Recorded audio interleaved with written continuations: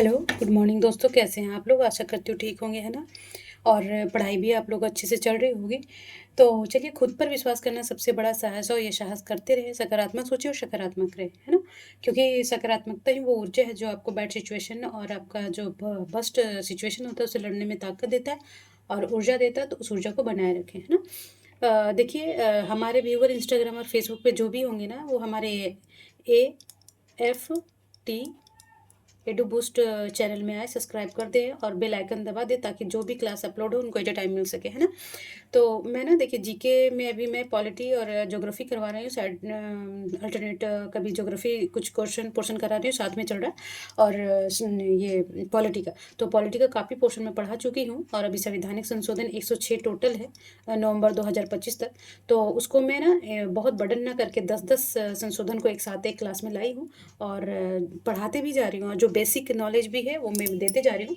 तो जो भी हमारे व्यूअर होंगे वो आएंगे और इसका कंटिन्यू करेंगे क्लास। जो आज देख रहे हैं ना, वो प्रीवियस ईयर क्लास देखेंगे, है ना? और जो भी जितने भी झारखंड एग्जाम लिखने वाले हैं, तो झारखंड स्पेशल में पढ़ा रही हूँ, क्लास ले रही हूँ, तो वो भी जाके देखेंगे, क्योंकि काफ़ी अच्छे तरीके से और कॉन्सेप्चुअल पढ़ाया गया है। तो काफ़ी बेनिफिट होगा आप लोगों को। तो प्लीज़ सारी क्लास देखें और जितने भी अमेंडमेंट का, देखिए, आज से पहले 9 क्लासेस हो चुका है टोटल अमेंडमेंट का, है ना? तो अभी 10वां क्लास है और 11 है, बस 11 में 106 जो संशोधन है उसको 11वां क्लास में लाई हूँ और काफ़ी इजी वे से बना दिया गया है, ठीक है ना? तो और देखिएगा, संशोधन ना हर एग्जाम में पूछता है। संशोधन से दो चार क्वेश्चन रहते ही रहते हैं, है ना? तो इसको छोड़ना बेवकूफ़ी होगा। और लास्ट टाइम कहते हैं ना कि चलो लास्ट टाइम कर लेंगे, और वो लास्ट टाइम कभी नहीं होता और 2-4 नंबर हमारे रुक जाते हैं और जो हमारे सिलेक्शन नहीं करा पाते, और हमारे पास नॉलेज होते हुए भी हम एक गधा के जैसा ट्रीट किया जाता है लोगों को, है ना? तो चलिए, कोई नहीं। तो इसीलिए इस सिचुएशन ना आए, और इसीलिए जो भी पढ़े बारीकी से पढ़े। वो एक नंबर के लिए भी उतना ही एफर्ट करना है, क्योंकि यही एक नंबर इन और आउट कराता है ना जी? तो कंटिन्यूटी बनाए रखे, डिसिप्लिन रखे अपने में, है ना? डिसिप्लिन वही कि हर चीज़ जो काम करे उसको कंटिन्यूटी बनाए रखे, है ना? तो चलिए, तो आज मैं संविधान संशोधन को 91वां और संशोधन पढ़ाएंगे। पहले हमें बात की इसमें ध्यान रखना है कि ये कब हुआ और ये कौन सा संशोधन है और इसमें क्या-क्या प्रावधान किए गए, है ना? तो देखेंगे कि 91 संशोधन, संविधान संशोधन कब हुआ? तो 2003 में। और इस संशोधन में क्या बोला गया कि संविधान संशोधन अधिनियम द्वारा मंत्री परिषद के आकार को ना निश्चित कर दिया गया, ठीक है? और क्यों किया गया जी? ये निश्चित क्यों किया गया? क्या ज़रूरी दरकार पड़ा कि निश्चित कर दो कि 15 रहना है तो 15% ही रहना है ना? तो लोग, देखिए, इसका क्या उद्देश्य था कि दोषियों को लोकपद धारण करने से रोकना और दल बदल कानून को मजबूती बनाना। देखिए, मैं और पिछले संशोधन में दल बदल कानून थोड़ा बताई हूँ और नेक्स्ट मैं लोकसभा क्लासेस में बताऊंगी, ज़्यादा लेंदी हो जाएगा।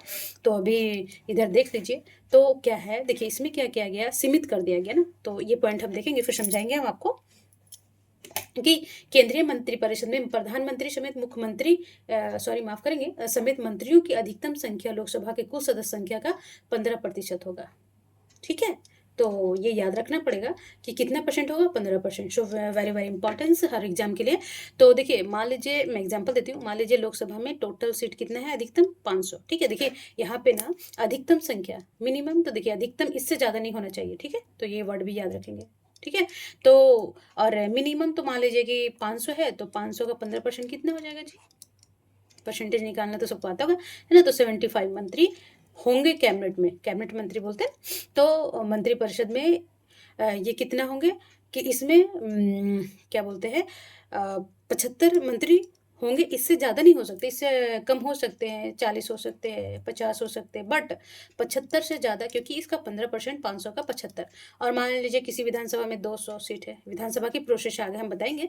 चलिए, अभी लोकसभा का देख लेंगे। हाँ, पर ये 75 मंत्री में इंक्लूड होगा पीएम जी, ठीक है? पीएम भी इंक्लूड हो गए, यानी कि 75 और एक इसका 15% से आगे होना ही नहीं है। मान लीजिए, देखिए, एक पीएम जोड़ दिया जाएगा तो कितना, कैबिनेट मंत्री वो भी होते, तो ये कितना हो जाएगा, 75 से ज़्यादा 76 हो जाएगा। तो नहीं, मतलब कि टोटल का 15% और उसमें भी पीएम इंक्लूड होंगे। तो आपको ध्यान कहाँ कहाँ रखना है कि इसमें पीएम इंक्लूड होंगे कि नहीं। ये अधिकतम होता है और 15% होता है, ये 2-3 बात आपको याद रखना है, ठीक है? चलिए, अब आगे बढ़ते हैं। और दूसरा पॉइंट क्या क्या बदलाव किया गया था कि संसद के किसी भी सदन का सदस्य यदि दल बदल के आधार पर सदस्यता आयोग डिस्क्वालीफाई ना करार दिया जाता है, तो ऐसे सदस्य मंत्री होने पर मंत्री पद के लिए भी आयोग डिस्क्वालीफाई होगा, है ना। तो बोलता है कि अगर कोई मान लीजिए कि कोई कैबिनेट मंत्री बन गया या किसी सदन का सदस्य है, ठीक है, तो सदस्य अगर उस सदस्यता की अयोग्यता उसको दल बदल के आधार पर अयोग्य करार दे दिया गया, तो मान लीजिए कोई मंत्री है तो उसमें भी वो अयोग्य हो जाएगा, ठीक है। तो ये प्रावधान किया गया आपका 91 संशोधन 2003 में, ठीक है। दोस्तों काफ़ी बदलाव आए हैं और इम्पोर्टेंस है जो हमें हर एग्जाम में पूछता है, ठीक है। चलिए, हाँ, अब देखेंगे तीसरा पॉइंट, वेरी वेरी इंपॉर्टेंस, बहुत इंपॉर्टेंस, 5 स्टार लगा देती हूँ मैं ये वाला संशोधन को। देखिएगा हमेशा पूछता रहता है और आप लोग को ध्यान में भी रखना जरूरी है कि बोलता है कि राज्यों में मुख्यमंत्री समेत, हाँ, तो ध्यान कहाँ रखना है कि मुख्यमंत्री भी इसमें इंक्लूड होगा जी, ठीक है। तो आप ना बस ध्यान से सुने, मैं सारा चीज बताते जाऊंगी, ठीक है। तो राज्यों में मुख्यमंत्री समेत मंत्रियों की अधिकतम, है ना, अधिकतम संख्या विधानसभा की कुल सदस्य संख्या के, वहां लोकसभा बता रहे हैं, तो इसमें एक और बदलाव आया था, हम बताएंगे, वहां मिनिमम तो नहीं बताएगा, बट इसमें विधानसभा में क्या बोला गया कि राज्यों में मुख्यमंत्री समेत मंत्रियों का अधिकतम संख्या विधानसभा की कुल सदस्य संख्या का 15%, ये तो रहेगा जी, ठीक है, प्रतिशत, और इससे अधिक नहीं होगी, किंतु राज्यों में मुख्यमंत्री समेत मंत्रियों की न्यूनतम संख्या 12 से कम नहीं होना चाहिए, ठीक है। तो सेंट्रल में क्या था कि मान लीजिए 500 का 15% कितना हो जाएगा आपका, 75 हो जाएगा, तो उसमें पीएम भी इंक्लूड थे, है ना जी।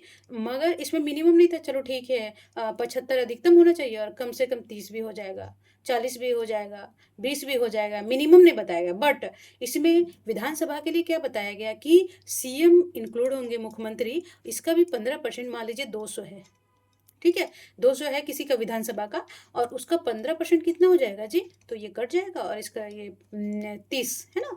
तो 200 विधानसभा सीटों में से 30 मंत्री तो होना चाहिए, पर मान ले अधिकतम इसमें सीएम भी इंक्लूड होंगे, है ना, मुख्यमंत्री इंक्लूड होंगे, बट 12 से कम नहीं होना चाहिए। अब मान लीजिए कि 30 अधिकतम जाएगा, तो अरे चलो 10 मंत्री को ना, 12 कम से कम मंत्री होने ही चाहिए, यह है विधानसभा का प्रावधान किया गया। तो देखिए 91 में कितने बदलाव किए गए हैं और जो हर एग्जाम में पूछता है तो ध्यान रखेंगे, ठीक है जी। चलिए, और चौथा क्या बदलाव किया गया है कि राज्य विधानमंडल में किसी भी सदन का सदस्य यदि दल बदल के आधार पर सदस्यता का अयोग्य डिस्क्वालीफाई करार दिया जाता है, तो ऐसा सदस्य मंत्री होने पर पद के लिए भी आयोग, देखिए वहां पे लोकसभा में था या फिर संसद में था, तो यहाँ विधानसभा के लिए भी प्रावधान किया गया कि अगर विधानसभा के सदस्य किसी भी सदस्य को डिस्क्वालीफाई, सदस्यता के दल बदल के आधार पर अगर डिस्क्वालीफाई कर दिया गया, तो मंत्री पद के लिए भी आयोग ऑटोमेटिक हो जाएगा, है ना। तो ये सो वेरी वेरी इंपॉर्टेंट, आप याद रखेंगे। अच्छा चलिए, और ये हाँ,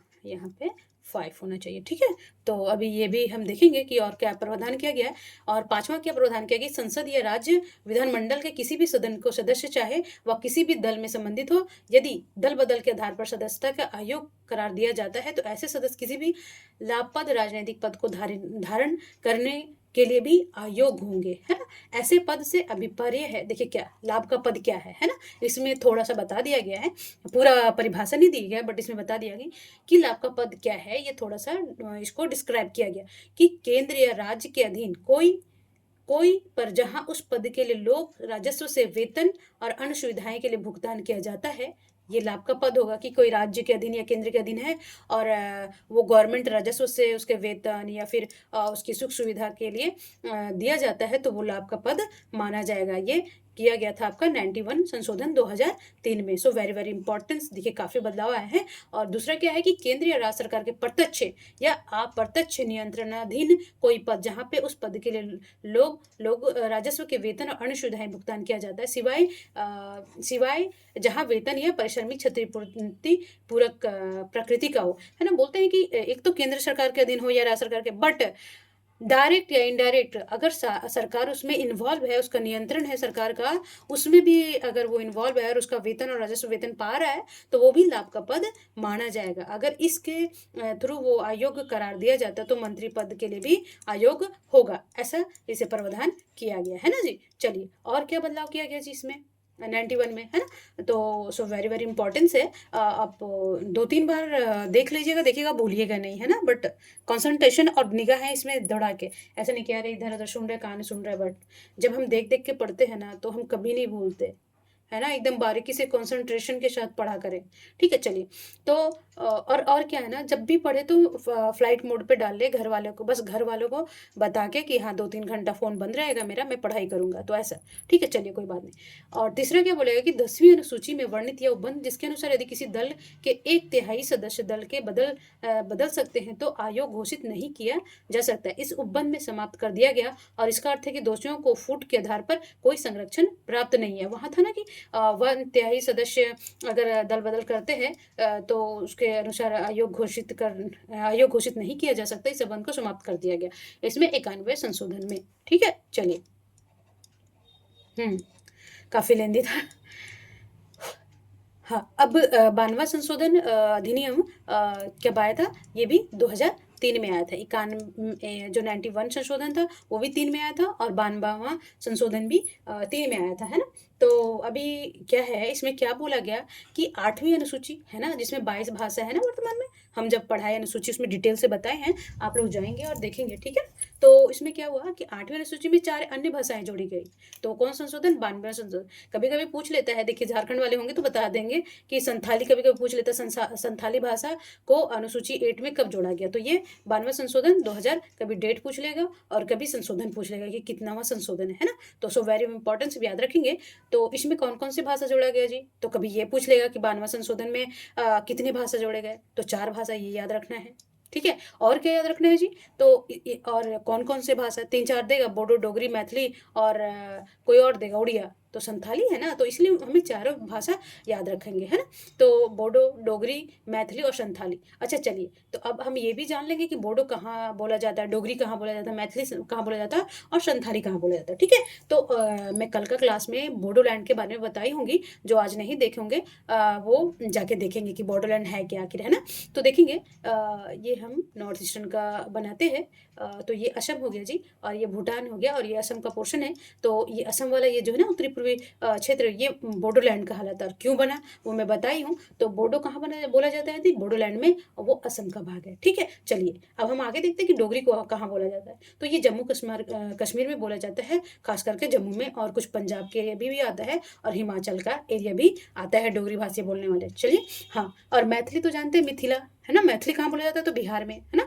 तो चलिए संथाली, तो ये संथाली जनजातियां होती हैं झारखंड के, और वो संथाली भाषा बोलते हैं। तो ये 4 भाषा कहाँ पे बोले जाते हैं और कितने भाषा 92वें संशोधन में इंक्लूड किया गया। और तो अब क्या देखिए, इनके साथ ही अनुसूची भाषाओं की कुल संख्या कितनी हो गई? 22 हो गई, है ना। तो अभी वर्तमान में भी 22 है, याद रखेंगे। तो अभी तक और कोई भाषा का संशोधन अनुसूची में नहीं लाया गया। जब लाया जाएगा तो हम जरूर पढ़ेंगे, है ना। छोड़ना तो है ही नहीं, हमें करंट से भी अवेयर रहना पड़ता है ना। चलिए, अब 93वां संविधान संशोधन 2005 में क्या बोला गया? हाँ, तो यहाँ पे क्या ध्यान रखना है आपको कि 93 संशोधन कब हुआ?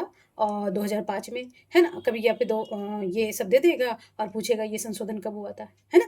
तो देखेंगे 93 संशोधन अधिनियम 2005 में आया था, और इसमें क्या प्रावधान किया गया कि हम्म तो इसमें क्या प्रावधान किया गया जी कि राज्यों को सामाजिक और शैक्षणिक दृष्टि से, है ना, पिछड़े वर्गों, जब आपको पूछा जाएगा कि जो अनुसूचित जातियों और अनुसूचित जनजातियों को शैक्षणिक संस्थाओं में आरक्षण देने का विशेष प्रदान किया गया शैक्षणिक संस्थाओं में निजी क्षेत्र के संस्थान। हाँ, तो बोलता है कि इसमें क्या गया कि राज्य में है ना जो सामाजिक रूप से पिछड़े हैं, शैक्षणिक दृष्टि से पिछड़े हुए वर्गों को, उस वर्गों को, है ना, जैसे वो बोलते हैं ना, क्या बोलते हैं, ओबीसी बोलते हैं, है ना। तो बोलते हैं उसमें सामाजिक क्षेत्र से भी पिछड़े और शैक्षणिक, और अनुसूचित जाति जनजाति के लिए शैक्षणिक संस्थाओं में, देखिए ये याद रखेंगे कि कौन से संस्थाओं में, तो शैक्षणिक संस्थाओं में आरक्षण करने हेतु तो विशेष उपबंध बनाने का शक्ति प्रदान किया। इन शैक्षणिक संस्थाओं में से निजी क्षेत्रों को के भी संस्थान इसमें इंक्लूड हो गए।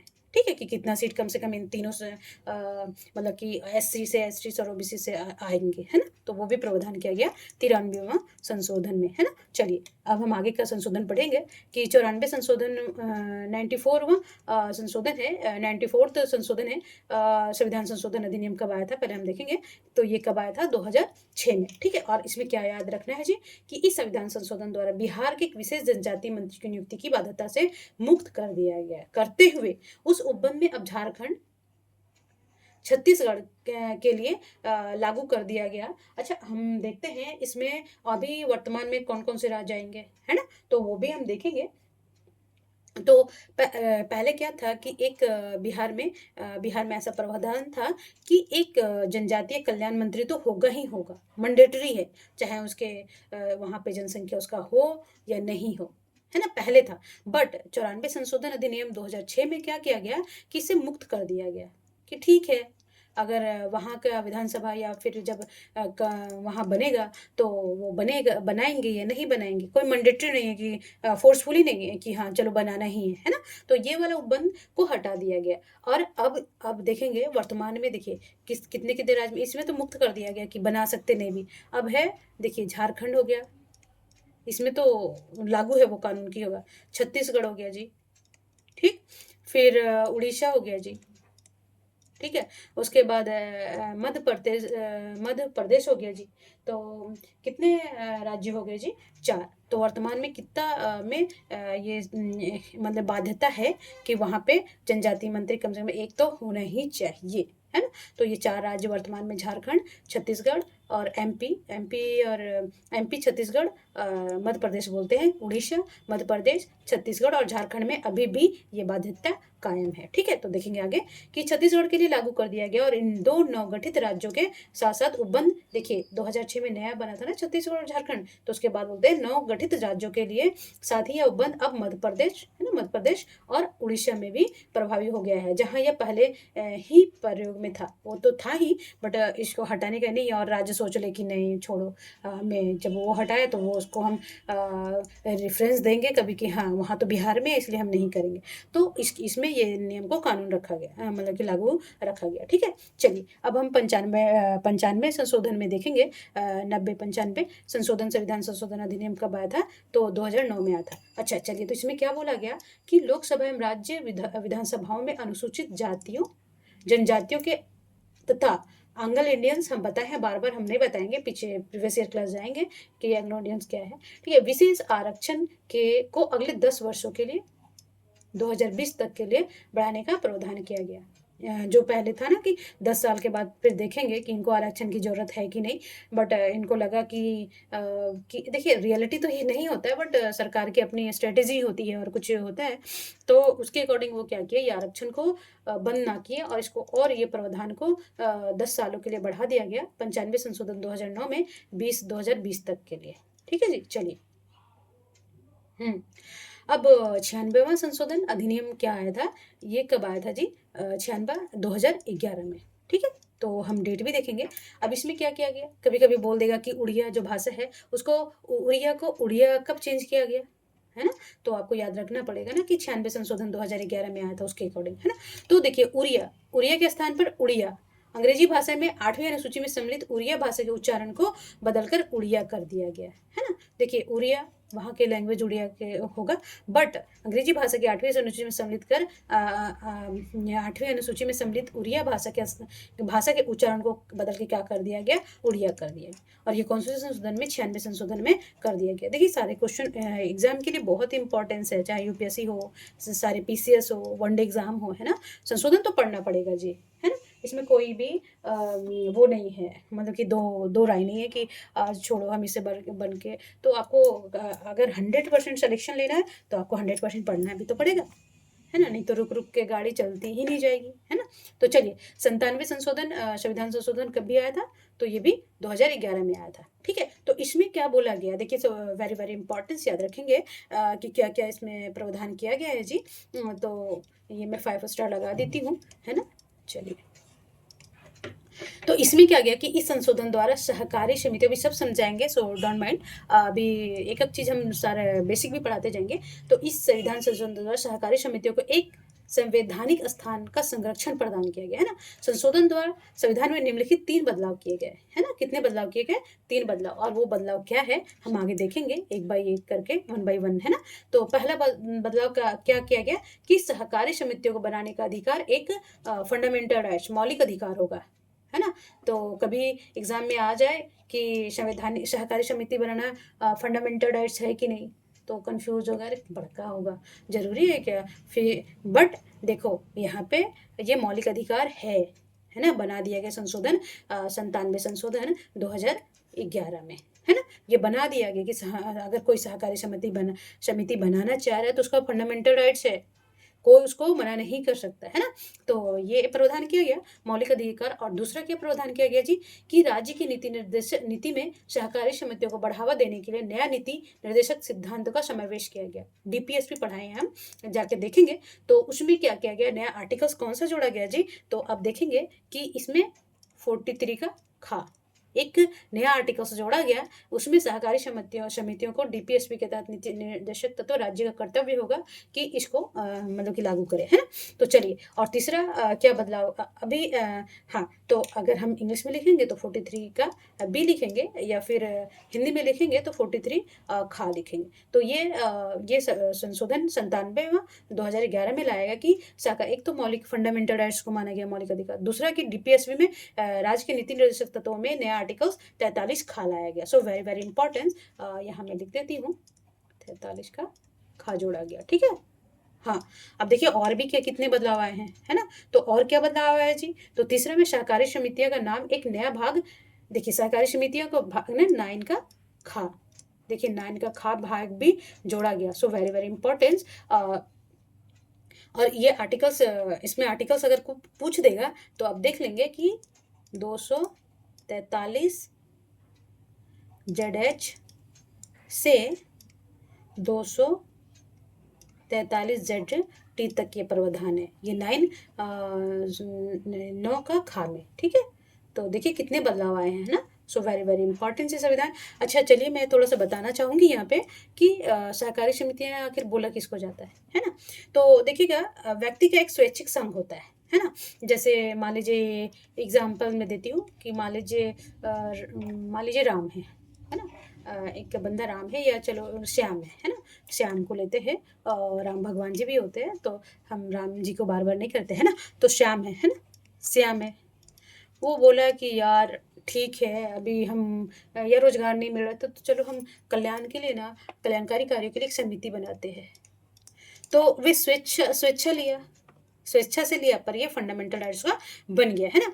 तो स्वैच्छिक संघ जो अपने साझा आर्थिक और सामाजिक सामाजिक हो गया, संस्कृति हो गया के हितों के लिए लोकतांत्रिक रूप से, है ना, लोगों के साथ मेल मिलाप करके काम करता है ना। जैसे मान लीजिए लोकतांत्रिक रूप से कि चलो आर्थिक हो गया, सामाजिक कार्य के लिए भी, आर्थिक कार्य के लिए भी, संस्कृति कार्य के लिए। आर्थिक कार्य के लिए क्या किया कि चलो यार कोई डेयरी खोलते हैं, जैसे कि अमूल क्या है, एक सहकारी समिति ही तो है ना। तो खोलते हैं, तो हम कुछ लोग मिल के इस सहकारी समिति लोकतांत्रिक ढंग से, मतलब कि लोगों का हित हो, लोगों का मत हो, है ना। लोकतांत्रिक में क्या, लोगों का मत होना, है ना। तो लोगों का मत हो, एक से अधिक लोग मिलकर जब बनाते हैं तो उसे सहकारी समितियाँ कहते हैं। और सामाजिक कार्य के लिए, चलिए कोई एनजीओ है तो एक समिति बनाते हैं कि चलो हम चलिए भिखारियों के लिए काम करेंगे, तो डिसेबल के लिए काम करेंगे, है ना। तो उसके लिए बनाते हैं। अच्छा चलिए संस्कृति के लिए, तो अच्छा चलो ठीक है यार, तो यहाँ की संस्कृति ना मार्शल आर्ट हो गया, या तो कार्य नहीं कर रहा, तो यहाँ बढ़ावा देने के लिए एक समिति बनाते हैं, है ना। तो इस तरह का बोलता है कि लोकतांत्रिक ढंग से एक कोई व्यक्ति स्वैच्छिक ढंग से स्वेच्छा से कोई संघ बनाता है, तो उसका उद्देश्य क्या, लाभ नहीं कमाना होता है कि चलो हम बहुत पैसा कमाएंगे, उसका लाभ नहीं, बल्कि सदस्यों को सस्ती और गुणवत्तापूर्ण सुविधाएं देना होता है ना। कि हम लाभ के लिए नहीं होता है, लाभ के लिए तो फिर बिजनेस हो जाएगा, है ना। तो ये सब प्रावधान किया गया था 97, सो वेरी वेरी इंपॉर्टेंट 2011 में। चलिए हम आगे बढ़ते हैं और 98 संशोधन देखते हैं कि 98वां संशोधन क्या बोला गया 2000, पहले तो ये कब आया था, ठीक है ना, तो 2012 में आया था। तो ये क्या बोलता है कि कर्नाटक राज्य के हैदराबाद कर्नाटक क्षेत्र के लिए विशेष प्रावधान किया गया।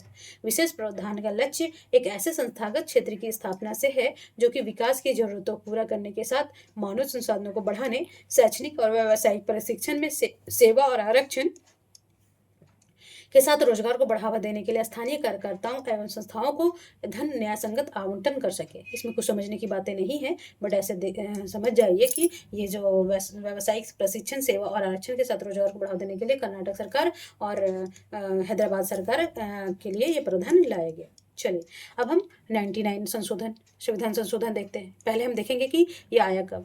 है ना। तो ये कब आया था जी? तो 2014 में ये संशोधन आया, है ना। तो अब हम ये भी देखेंगे कि इसमें क्या प्रावधान किया गया, है ना। तो 99 संशोधन में क्या प्रावधान किया गया जी, कि सर्वोच्च न्यायालय एवं उच्च न्यायालयों में न्यायाधीशों की नियुक्ति के लिए कॉलेजियम प्रणाली के स्थान पर एक नए विकास राष्ट्रीय न्यायालय नियुक्ति आयोग की स्थापना की गई, है ना। देखिए फिर ये बाद में बदल दिया गया था, वो हम आगे बताएंगे। देखिए धीरे धीरे जब हम पढ़ते जाएंगे तो जो बदलाव आते जाएंगे तो नेशनल जुडिशियरी अपॉइंटमेंट कमीशन का नियुक्ति बनाया गया इसके कॉलेजियम प्रणाली के स्थान पर। अच्छा चलिए, तो कॉलेजियम प्रणाली में थोड़ा समझा देना चाहूंगी। हालांकि देखिए इसमें क्या हुआ, हालांकि ये 2015 में, मैं बता रही थी ना इसमें बदलाव हुआ था, 15 में सर्वोच्च न्यायालय ने इस संशोधन को अवैधानिक कर रद्द घोषित कर दिया। परिणाम स्वरूप पूर्व में चल रही कॉलेजियम प्रणाली फिर से लागू हो गई, है ना। फिर क्या कि जजों की नियुक्ति के लिए एक कॉलेजियम प्रणाली को लाया गया, जो उसमें क्या किया गया था 99 संशोधन 2014 में, उसको हटा के, कॉलेजियम प्रणाली को हटा के एक नया संस्था बनाया गया, राष्ट्रीय न्यायिक नियुक्ति आयोग, है ना। न्यायिक नियुक्ति मतलब कि जजों की नियुक्ति, नेशनल जुडिशियरी अपॉइंटमेंट कमीशन, ठीक है। बट आगे चल के 2015 में क्या किया गया, उसे फिर से लागू कर दिया गया कॉलेजियम प्रणाली को, है ना। तो चलिए हम कॉलेजियम प्रणाली को समझते हैं थोड़ा सा शॉर्टकट में, कि आखिर कॉलेजियम प्रणाली क्यों है और ये बार बार आता क्यों है, और एग्जाम में पूछता ही पूछता है ना। तो जब हम हाई कोर्ट सुप्रीम कोर्ट पढ़ाएंगे तो यहाँ फिर से हम इसके बारे में डिस्कस करेंगे, बट हमें अभी समझते हुए जाना पड़ेगा, है ना। तो चलिए इसमें क्या होता है, कॉलेजियम प्रणाली क्या होता है कि भारत में सुप्रीम कोर्ट, हाई कोर्ट, जैसे सुप्रीम कोर्ट हो गया, ठीक है, और हाई कोर्ट हो गया, ठीक है। तो इसमें जजों की जो नियुक्ति होती है ना और हस्तांतरण किया जाता है, ठीक है। तो मान लीजिए ट्रांसफर बोलते हैं ना स्थानांतरण को, तो हाई कोर्ट और सुप्रीम, इसमें दोनों आएंगे ना, सुप्रीम कोर्ट और हाई कोर्ट आएगा। तो इसकी नियुक्ति, और मान लीजिए कि 20 जज है, काम नहीं चल रहा है, तो 2 जज और लेने हैं, तो कॉलेजियम बैठाना पड़ेगा, है ना। एक बेंच बोलते हैं एक तरह का शॉर्टकट में। और मान लीजिए कोई जज को, मान लीजिए कि बिहार के जज को यूपी में लाना है, या यूपी के जज को झारखंड में लाना है, तो उसमें क्या करेगा, इसके लिए भी कॉलेजियम प्रणाली को, बेंच को बिठाना पड़ेगा, है ना। तो बोलते हैं कि जो संविधान के बजाय सुप्रीम कोर्ट के निर्णयों से विकसित हुई है, और इसका सीजीए वरिष्ठ न्यायाधीश मिलकर नामों की सिफारिश करते हैं जो सरकार के लिए बाध्यकारी होते हैं, है ना। तो याद रखना पड़ेगा कि ये क्या करते हैं, ये संविधान का अंग नहीं है, बट ये उपजा हुआ है सुप्रीम कोर्ट का। इसमें क्या करते हैं, मुख्य न्यायाधीश, है ना, बोलता है कि जो संविधान के बजाय ये संविधान का निर्णय नहीं होता है, ये सुप्रीम कोर्ट का निर्णय होता है। ये कॉलेजियम क्या करते हैं, एक बेंच ही बोलिए, 4-5 लोगों का होता है, और वो निर्णय करते हैं जिसमें ज़्यादा वोट पड़ता है 5 में, मान लीजिए 3 एक साइड हो गया और 2 एक साइड हो गया, तो 3 वाला हो गया वोट, तो उसका जज बनता है, और या फिर स्थानांतरण वहाँ किया जाता है। तो बोलता है कि, यहाँ फिर से मिटा देती हूँ ना, फिर अच्छे से समझाऊंगे, ठीक है। बस बारीकी से समझिए, नहीं समझ में आए तो कमेंट में लिखिए, मैम अच्छा नहीं पढ़ाती, या फिर समझ में नहीं आ रहा, थोड़ा धीरे बोलो। अब जहाँ भी प्रॉब्लम होगा आप ज़रूर बताएंगे, है ना। हम कोशिश करेंगे कि किसी तरह का दिक्कत ना हो आप लोगों को, है ना। चलिए, तो इसमें क्या बोल रहा है जी, कि जो ये संविधान का निर्णय नहीं होता, ये सुप्रीम कोर्ट का निर्णय होता है। तो कॉलेजियम जो बेंच बैठते हैं, वो निर्णय लेते हैं, और ये निर्णय ना, so very very important, 5 star दूंगी मैं इसको, कि ये निर्णय सरकार के लिए, सरकार को मानना ही पड़ेगा। जो कॉलेजियम निर्णय देगी, जो बेंच निर्णय दे देगी, वो सरकार को मानना ही पड़ेगा, यानी कि बाध्यकारी है सरकार के लिए। ये क्या है, बाध्यकारी है, ठीक है। तो बाध्यकारी मीन्स उसको मैंडेटरी है कि वो मानना पड़ेगा उनको, है ना। तो बस इतना ही याद रखिए, बाकी हम जब सुप्रीम कोर्ट और हाई कोर्ट पढ़ाएंगे तो ज़रूर और बताएंगे आपको, है ना। चलिए, अब आज का लास्ट अमेंडमेंट है, ये है 100वां। तो आप ऐसे याद रखेंगे, 100 में बांग्लादेश, है ना, बंटवारा, 100 में 50-50 बंटवारे से याद रखेंगे, कैसे भी आप लोग को जैसे भी याद रखना चाहेंगे। तो उसमें 100वां संविधान संशोधन में क्या बोला गया जी, कि भारत का कतिपय भूभाग का अधिग्रहण एवं कुछ अन्य भूभाग का बांग्लादेश में हस्तांतरण, अंतर क्षेत्रों की अदला बदली तथा विपरीत दखल की अवधारणा के द्वारा भारत बांग्लादेश भूमि को 100वां समझौता, ये 100वां समझौता नाम है जी, सो याद रखेंगे, 1974 तथा प्रोटोकॉल 2011 के अनुपालन में इस उद्देश्य के लिए संशोधित अधिनियम संशोधित अधिनियम के लिए 4 राज्यों असम, बांग्लादेश, पश्चिम बंगाल, मेघालय और त्रिपुरा के भूभागों से संबंधित संविधान की पहली अनुसूची प्रावधानों से संशोधित किया गया। देखिए जब भी हम किसी राज्य को बढ़ाना हो, घटाना हो, तो हम किस संशोधन के द्वारा उसमें बदलाव कर सकते हैं? तो पहली किस अनुसूची के तहत? तो अनुसूची 1 के तहत, वही बोल रहा है पहली अनुसूची। अच्छा चलिए, तो इसमें क्या बदलाव किया गया? इसमें मान लीजिए हमारा इंडिया है, ओके? परफेक्ट नहीं बन रहा बट याद रखेंगे, ठीक? तो ये हो गया आपका ये वेस्ट बंगाल हो गया, है ना? और यहाँ पे त्रिपुरा हो गया, ये त्रिपुरा हो गया, ठीक है? ये यहाँ पे हो गया मेघालय, ठीक है जी। और कौन सा है? असम। और ये हो गया यहाँ पे असम। असम भी इधर है, तो या फिर इधर असम, यहाँ वाला ये नहीं, आप मैप में जाके देखेंगे, यहाँ बॉर्डर लगता है असम के साथ, बांग्लादेश के साथ। तो कहीं ऐसा था कि ये बांग्लादेश के एरिया में थोड़ा-थोड़ा भाग घुसा हुआ था, है ना? मेघालय का भाग। तो ऐसे वहाँ पे बाड़ लगाने में या फिर बाउंड्री लगाने में या फिर उसमें तार-वार लगाने में ताकि जो सैनिक है अच्छे से सुरक्षा करे, बहुत सारे असुविधा होती थी सरकार को। तो वो क्या बोले सरकार, क्या इसमें संशोधन के द्वारा क्या बोला गया कि जो वेस्ट बंगाल के कोई क्षेत्र, थोड़ा क्षेत्र मौसम का पूछ लेगा कभी-कभी ना कि कौन-कौन से राज्य हैं, तो याद रखेंगे मेघालय, पश्चिम बंगाल, असम और त्रिपुरा, है ना? तो ये त्रिपुरा का, तो ये क्या किया गया कि चलो हम यहाँ पे हम ज़मीन के बदले ज़मीन ही लेंगे। तो जो भी जो हमारे तरफ से आपका जो एरिया घुसा है वो आप मुझे दे दें, जितना आप मैं आपको दूँगा। और जो एरिया है फिर हम वहाँ पे बाउंड्री मार देंगे या फिर हम वहाँ पे लाइनिंग खींच देंगे इंडिया और बांग्लादेश का, है ना? तो यही समझौता करके वो ज़मीन है जो कुछ बांग्लादेश को दे दिया गया संविधान संशोधन 100वां के तहत, और कुछ जो उनके एरिया जो हमारे में घुस रहे थे वो हमें दे दिया गया, है ना? तो ये समझौता 100 के तहत किया गया। सो वेरी वेरी इंपॉर्टेंट, याद रखेंगे। देखिए 100 हो गया और थोड़ा टाइम तो लगेगा। देखिए ऐसे पढ़ के निकलना तो नहीं है ना, कोई भी चीज़ आप बारीकी से पढ़ेंगे तभी तो होगा और ज़हन में रहेगा भी, है ना? तो खाली पढ़ के आज पढ़े और कल याद ना रहे, तो ऐसी पढ़ाई तो करना ना करना एक ही बात है ना। उससे अच्छा पढ़े ही नहीं, क्यों टाइम का खोटा करना है इसको, है ना? तो चलिए, तब तक अपना और अपने फैमिली का ध्यान रखेंगे, पढ़ेंगे, स्वस्थ रहेंगे, मस्त रहेंगे, क्योंकि आप लोगों को अपने ड्रीम अचीव करना है और अवसर बढ़ना है, ताकि बहुत अच्छा काम कर सके। आज इतना करप्शन हो चुका है हर लाइन में, पुलिस लाइन हो गया, एजुकेशन लाइन हो गया। आज अच्छे लोग रो रहे हैं, पढ़े-पढ़े लोग बैठे हुए हैं बाहर, और ना पढ़ के भी लोग आज मज़े कर रहे हैं। तो ये सिस्टम को हम ही चेंज कर सकते हैं ना। कल कल आज लिखेंगे कल, बोलते हैं ना, तो कल हमें लिखना पड़ेगा। आज स्टार्ट करेंगे तभी तो हम लिख पाएँगे ना कल। तो हम ही जो हम फ्यूचर हैं, और हमें अपने में बदलाव लाएँगे, तभी हम देश दुनिया को और राज्य को, गाँव को बदल सकते हैं ना। चलिए, तब तक अपना अपने फैमिली का ध्यान रखें। नमस्कार।